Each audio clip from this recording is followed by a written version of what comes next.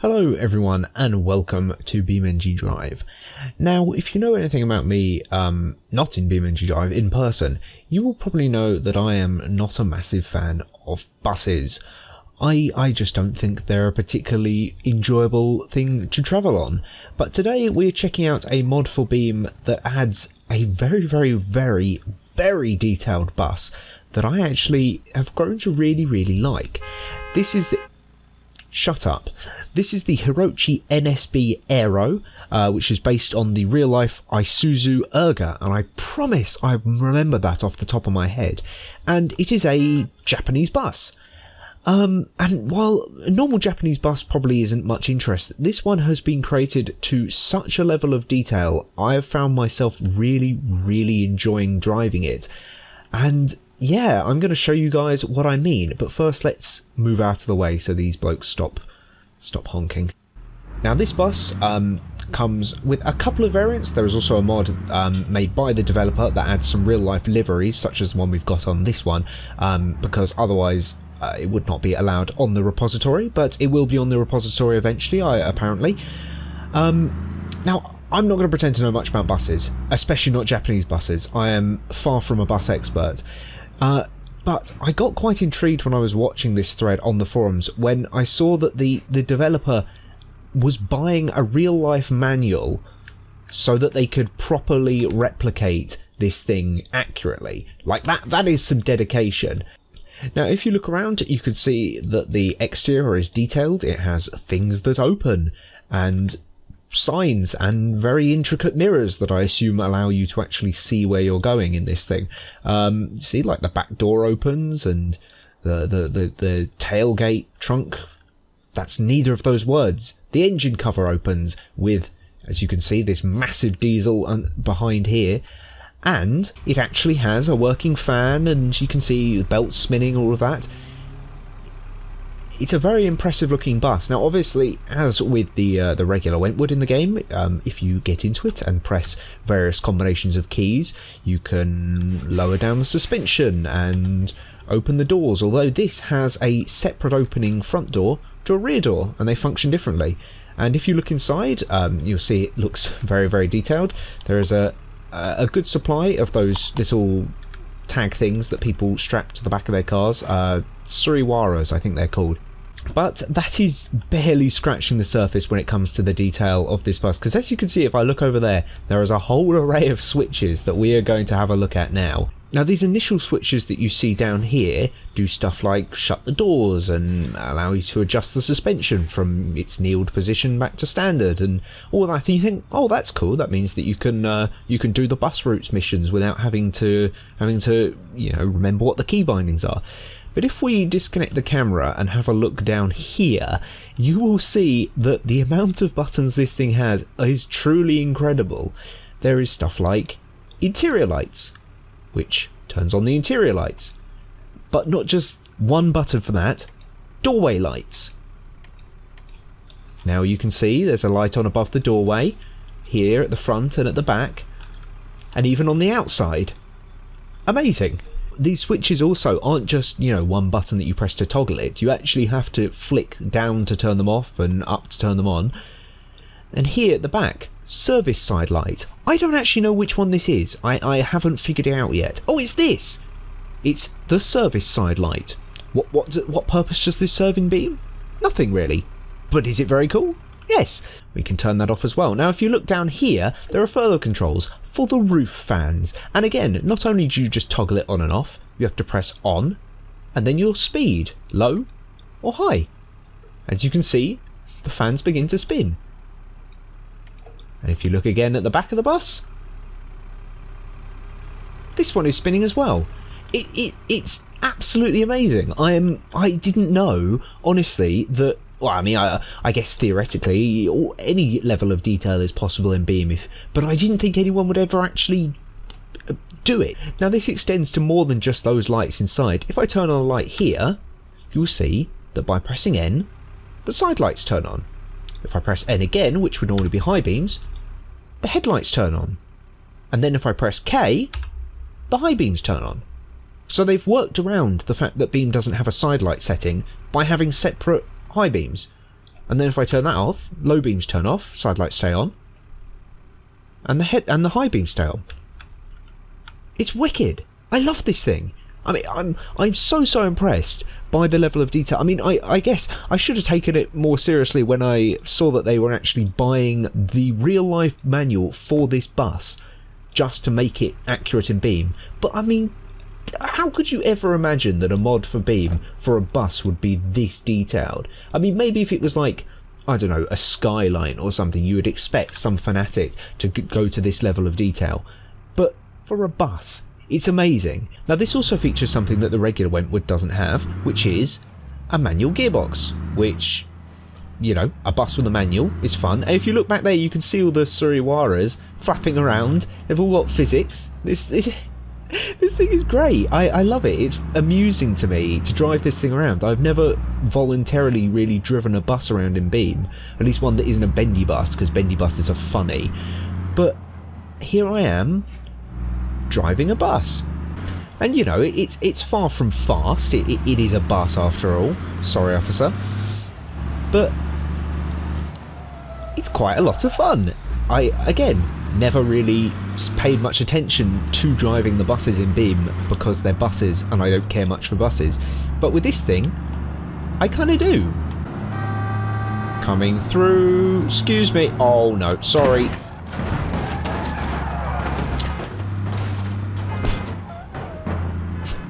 You know what? It is about as strong as a bus would be expected to be. I am in a lot of trouble with everyone now, and I'm still going. Oh no, my steering! Oh, my steering is cooked. It's a bit mashed in at the front. I wonder if I can still open the door. I can! Just about. Somewhat.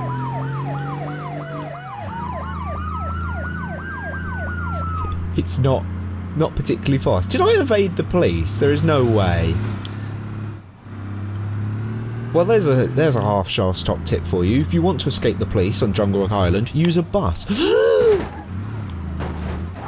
Never mind, they're still cross with me. No, they're no longer cross with me. I have actually escaped the police in a bus. We shall celebrate by chucking it off a cliff. That looked painful. I think that damage on the glass right there is where my skull hit it. Yeah, slight bit of an ouch there. Now, as you can see, this comes with a couple of variants. They don't have much different with them. There's a few different liveries. I think that like this livery comes with the real life livery pack, but I'm not sure about these two. I probably should have checked that, but I'm not very bright. Again, the variance between them is not much. It's whether you have a 5-speed manual or a 5 or 6-speed auto, basically. But it seems like from the forum thread there are actually further versions that are planned, facelifts and later ones with different engines. So I guess it remains to be seen. But I saw this when it came out and I downloaded it. I'll be honest, I wasn't expecting much. And I saw the level of detail and went, this is amazing. I have to make a video on this. Now this is the 6-speed auto Hirochi Plaza model. Again, not much in terms of differences. I think the police are still... Oh no, it's not me they're cross at this time. Go catch Krem. Or I may have cooked over the police by being in the way.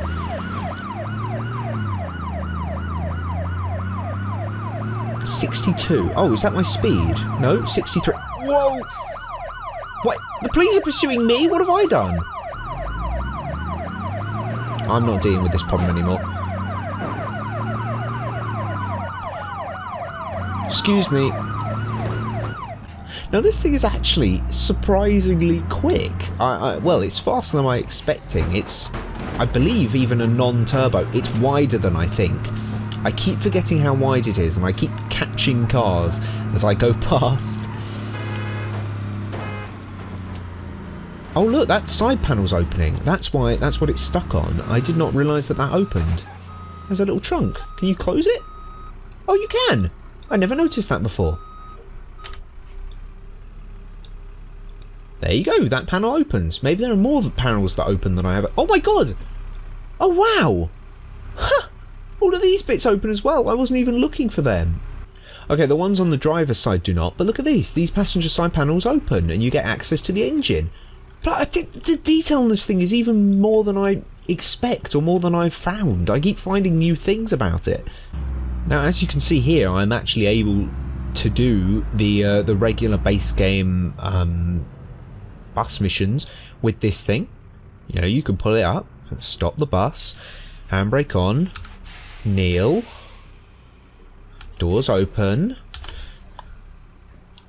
passengers get on, and all of that.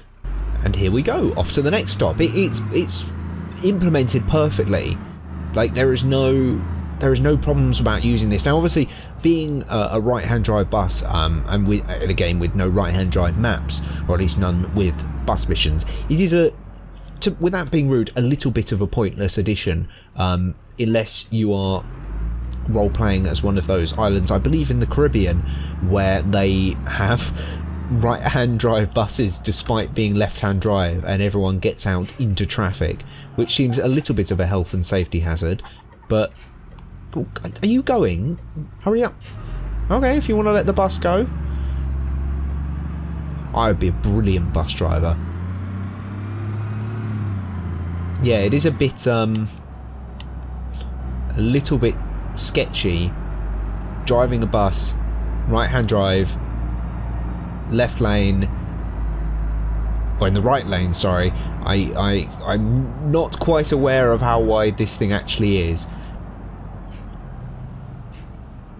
But you know what? I'll tell you something. I am enjoying using this for the bus missions more than I would do any regular bus, any variants of the Wentwood, because that thing is a bit old now, and the detail compared to this, at least, is just on another level. This thing, it is.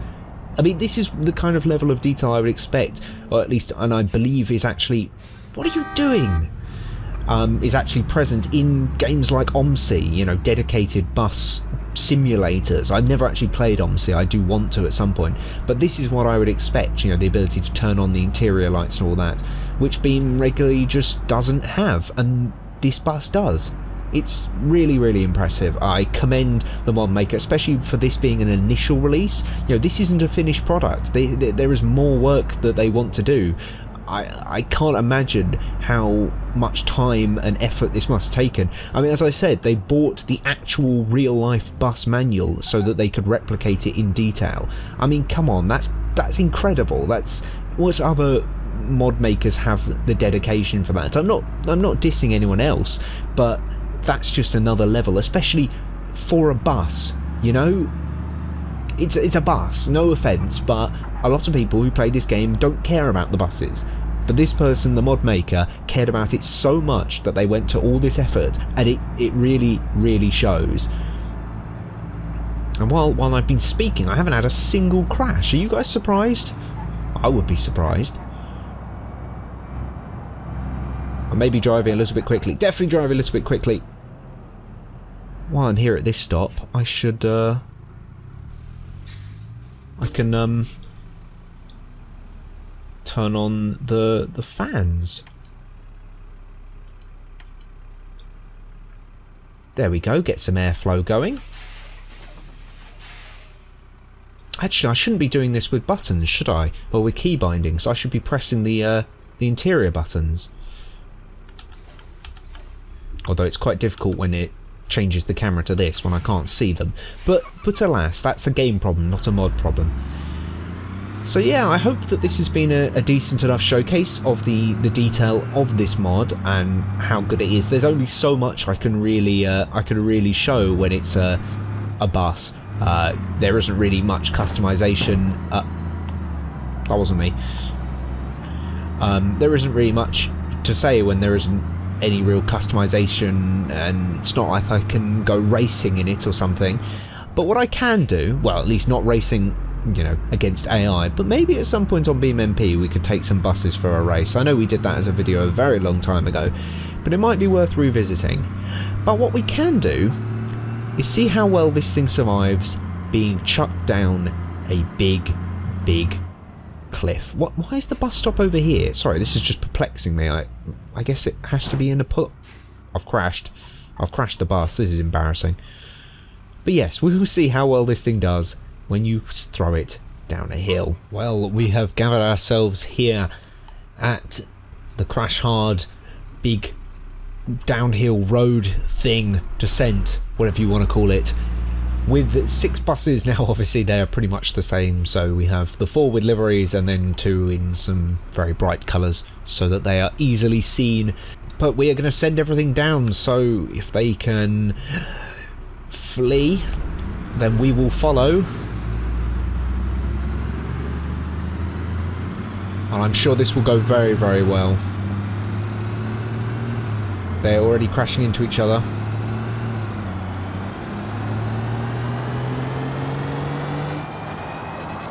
I'm going to put it into neutral. I'm going to... Oh my god, he has gone flying. Oh, green bus. Infection green bus is having issues. I'm about to crash into another bus. Oh no, this is going badly wrong. This is going badly wrong. What is happening up here? Oh, we have more carnage. We have so much more carnage. Those 2 are going down. I'm still rolling. Yellow is flat. White is flat. This one is missing a wheel, but it's still going. What if I raise the suspension? That might make it easier. Green, dead. This one dead. And orange is also just about making it on 3 wheels. But we may actually have one that makes it reasonably quickly. Which is a surprise. I was not expecting any of these buses to make it down to the bottom.